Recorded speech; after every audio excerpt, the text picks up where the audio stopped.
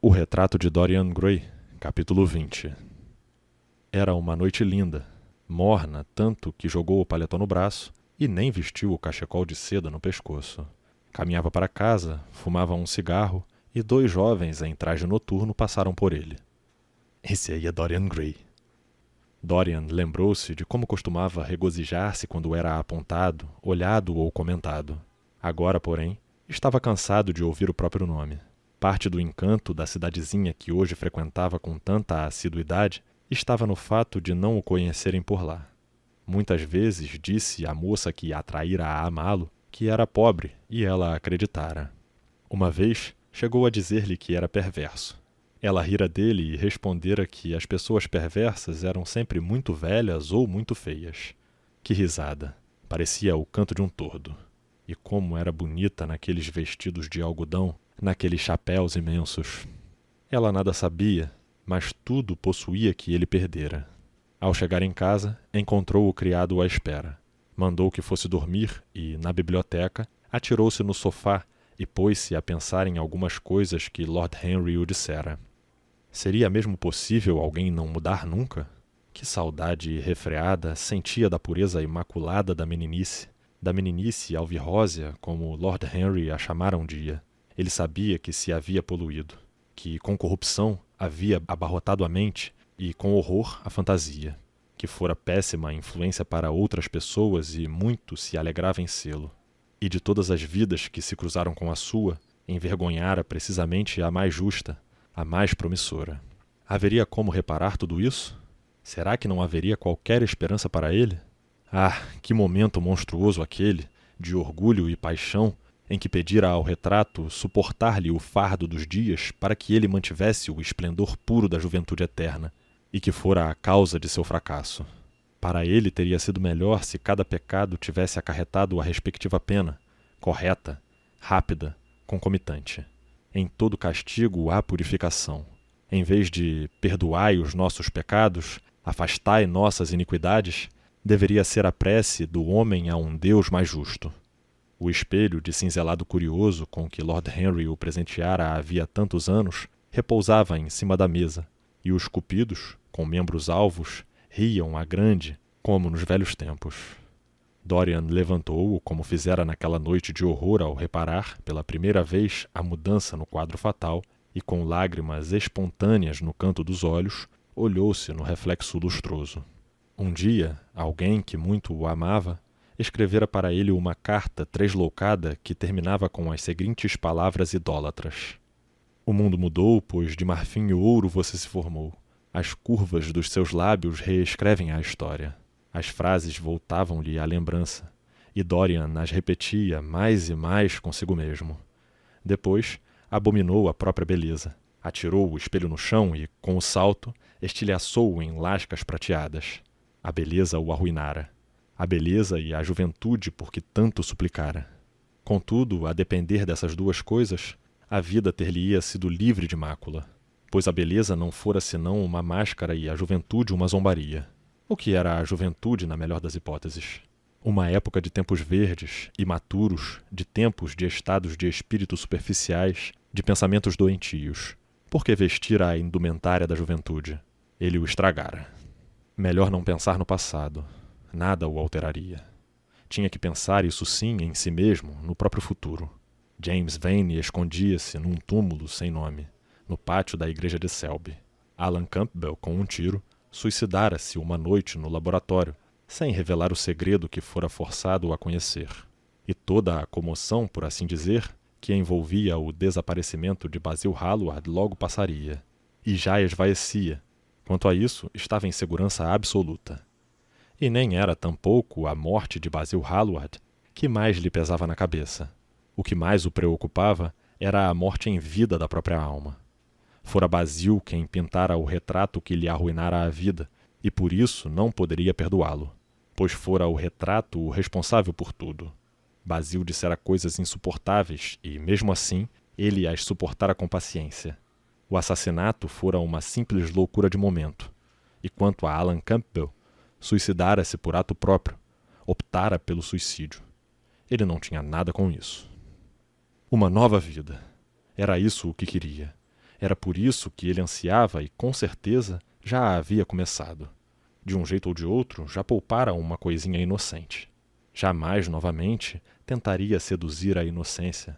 Seria bom. Ao pensar em Het Merton, pôs-se a pensar se o retrato trancado naquele quarto o alterara. Já não deveria estar tão medonho quanto antes. Se levasse uma vida pura, talvez pudesse expelir todo o sinal de paixão maléfica daquele rosto. E quem sabe os sinais do mal já não tivessem esvaecido. Daria uma olhada. Em cima da mesa apanhou o lampião, esgueirou-se escada acima. Ao destrancar a porta, um sorriso de alegria esvoaçou-lhe pelo rosto, de feições jovens, estranho, e demorou-se no contorno dos lábios. Claro, ele seria bom, e aquela coisa repugnante que tanto escondera já não mais o aterrorizaria. Sentiu como se o peso já não mais estivesse sobre suas costas. Entrou silencioso, fechou a porta ao passar como de hábito e arrastou o pano púrpura de cima do retrato. E rompeu num grito de dor e indignação. Não havia mudança alguma, exceto nos olhos a expressão de cinismo e, na boca, a ruga serpeada do hipócrita. A coisa ainda era abominável, mais abominável do que antes, se é que isso fosse possível. E o orvalho escarlate que manchava aquela mão parecia mais vívido, mais se assemelhava a sangue recém-derramado. Então estremeceu. Teria sido por mera vaidade que fizera sua única boa ação? Ou fora o desejo por sensações novas, como insinuara Lord Henry com aquela risada escarninha? Ou teria sido a paixão de desempenhar um papel que, às vezes, nos impulsiona a fazer coisas melhores do que quando somos nós mesmos? Ou, quem sabe, tudo isso ao mesmo tempo. E por que estaria a mancha vermelha maior do que antes? Parece ter se alastrado como uma doença horrível por aqueles dedos vincados. E nos pés pintados havia sangue, como se a coisa houvesse gotejado. Sangue até mesmo na mão que não segura a faca. Confessar? Significaria aquilo, porventura, que teria que confessar? Entregar-se? Condenar-se à morte? Dorian riu. A ideia era monstruosa, sentiu. Além disso, mesmo que confessasse, quem acreditaria? Não existia, em canto algum, qualquer vestígio do homem assassinado. Todos os seus pertences haviam sido destruídos. Ele próprio queimara as coisas que ficaram lá embaixo. O mundo diria apenas que estava louco e o trancafiaria se persistisse com a história. Seu dever, entretanto, era confessar, sofrer a vergonha pública, entregar-se à expiação pública. Um Deus existia que exigia dos homens que contasse seus pecados. Assim na terra como nos céus. Nada que fizesse o purgaria, a menos que contasse o próprio pecado. Pecado? Dorian encolheu os ombros. A morte de Basil Hallward parecia a ele coisa pouca. Pensava em Het Merton, pois olhava-se num espelho injusto, no espelho da própria alma. Vaidade? Curiosidade? Hipocrisia? Sua renúncia não passara disso? Não. Algo mais havia, ao menos acreditava que houvesse. Bem, mas quem teria que responder? Não havia mais nada. Por vaidade poupara, por hipocrisia usara a máscara da bondade. Em prol da curiosidade, tentara negar o próprio ser. Reconhecia-o agora. Este assassinato, porém, o perseguiria por toda a vida? Teria ele que carregar o eterno fardo do passado? Teria que confessar? Nunca. A prova contra ele era mínima, o quadro a única prova, e ele o destruiria. Aliás, não sabia por que o guardara por tanto tempo, pois, outrora, sentia prazer em vê-lo mudar, envelhecer, prazer que ora já não mais sentia. Tirava-lhe o sono da noite e, quando viajava, sempre se aterrorizava, receoso de que outros olhos o vissem. Trouxe melancolia às suas paixões. A simples lembrança do quadro servira para estragar muitos momentos de alegria. Para ele, o quadro agira como a própria consciência. Não, fora mesmo a própria consciência. Ele o destruiria. Dorian olhou em volta, viu a faca com que apunhalara Basil Hallward. Limpara-a diversas vezes, até deixá-la sem nenhuma única mancha de sangue. Estava clara, reluzente, e do mesmo modo com que matara o pintor, mataria a obra do pintor e tudo o que ela significava. Mataria o passado, e logo que aquilo morresse, ele estaria livre. Mataria aquela vida espírito, monstruosa, e, em seus conselhos repulsivos, ele alcançaria a paz. Dorian agarrou o objeto e esfaqueou o quadro. Ouviu-se um grito e um baque. Um grito de uma agonia tão pavorosa que os criados, amedrontados, acordaram e, acuados, saíram dos respectivos aposentos. 2 cavalheiros passavam pela praça lá embaixo e pararam. Ergueram os olhos na direção do casarão. Continuaram a caminhar e encontraram um policial e trouxeram-no de volta. Por diversas vezes o homem tocou a campainha sem resposta. Com exceção da luz das janelas superiores, a casa estava às escuras. Algum tempo depois, o homem afastou-se, pôs-se de pé num pórtico contíguo, observou. 2 dos cavalheiros, o mais velho, perguntou: "Quem mora na casa?" "É o Sr. Dorian Gray, senhor."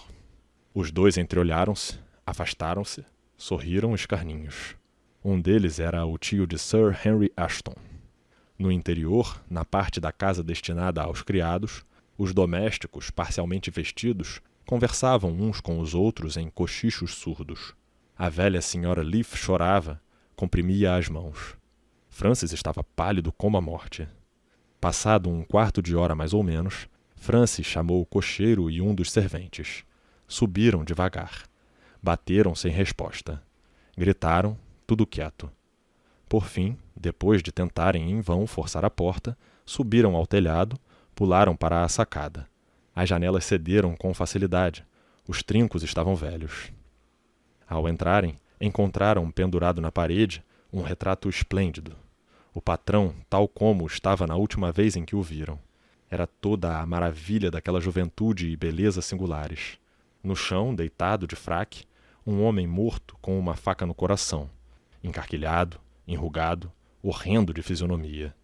Depois de examinarem-lhe os anéis, só então reconheceram-no.